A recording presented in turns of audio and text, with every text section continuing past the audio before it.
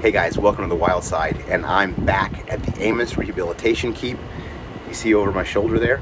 That's Bobo, and Bobo is a barred owl. Now before we talk about this amazing bird of prey here in North America, let's talk about the Amos Rehabilitation Keep. This non-profit organization right here in Port Aransas, Texas, run by the University of Texas Marine Science Institute and their amazing staff. We have met animal handlers, researchers, veterinary professionals. This group is on the top of their game. They do amazing work for the wildlife here on the Gulf Coast of Texas, on the coastal bend. Please go over to Facebook, look up the ARC, the Amos Rehabilitation Keep, give them a like. And while you're there, find us on social media. Follow the Wild Side on Twitter, Instagram, and Facebook, and of course, subscribe right here on YouTube, sharing all of our videos about amazing animals like this barred owl, Bobo.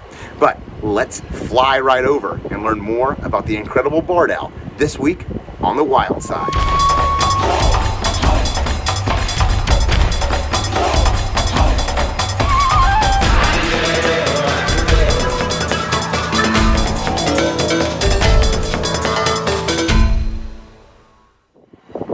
Alright, this is a barred owl named Bobo, a rescued, rehabilitated, but deemed non-releasable bird of prey.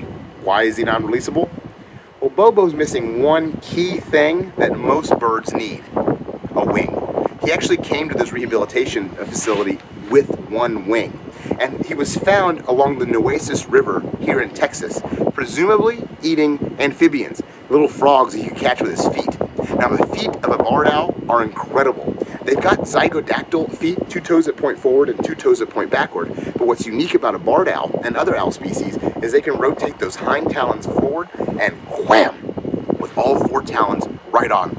Now, inside of their brain, they have a chemical that if it's being produced, their feet latch on like a ratchet strap. In fact, if I were to pry one of Bobo's toes during feeding, it would sound like this, because his bones are literally popping, they're clenched so tight. Now, you'll notice people that work with him, people that work with birds of prey, they work with a giant glove on their hand. That falconer glove helps to protect their hand in case a squeeze happens.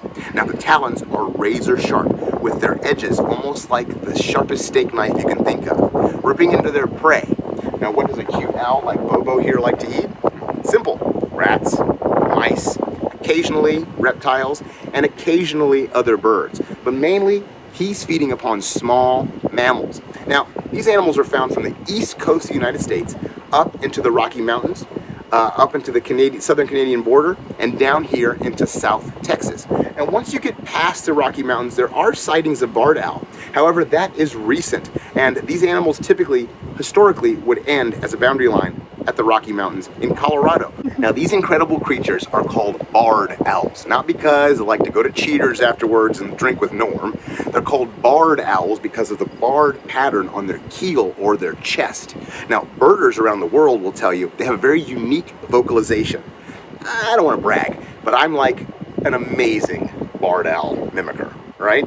They make a call that birders call "Who Cooks for You." It sounds like this.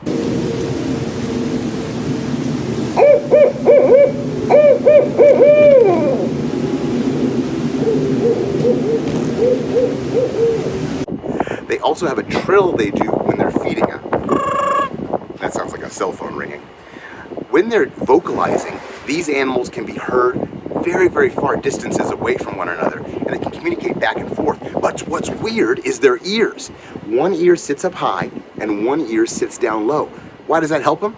Well, as they fly and they look for food, they hone in on that prey in the different ranges. One ear high, one ear low, helps them tell where that prey is. And they can snatch him with those feet.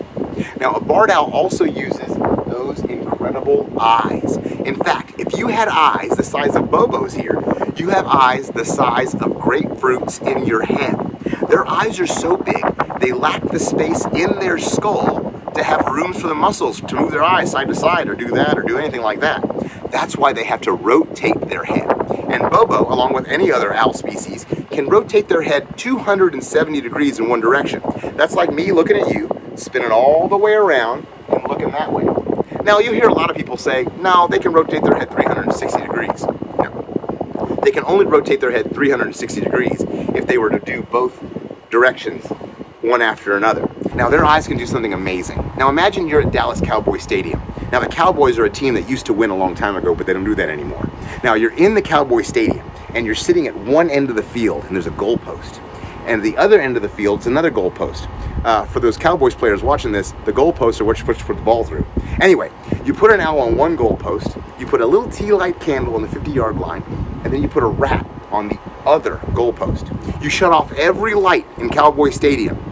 Owls' eyes are so sensitive that they can use the light from that one small candle to illuminate the whole field, fly across with pristine accuracy and edges in their feathers and make them silent flyers, and boom, kill their prey. These animals are made to hunt mammals, birds, and reptiles. They are perfect hunting machines. But due to Bobo's injuries, he's not able to fend for himself. Bobo and other birds of prey at rehabilitation centers all over the United States and the world are lucky to have the dedicated people here, willing to sleep here during the freeze, or be here in a heat wave, work on their birthdays, come in on holidays to care for these animals who can no longer care for themselves. That's why I need you out there that love birds of prey or rehabilitation centers. Donate to the ARC. Donate to the Amos Rehabilitation Keep. Help them to continue to rescue and rehabilitate awesome animals just like this. Sea turtles, birds of prey, pelicans, cormorants, gannets, boobies, all the animals here on the Gulf Coast that they can help. And they help them because of you. Folks, thank you for tuning in to this week's episode of The Wild Side. As always, please click subscribe and share our videos with your family and friends. If you love owls, give us a hoot.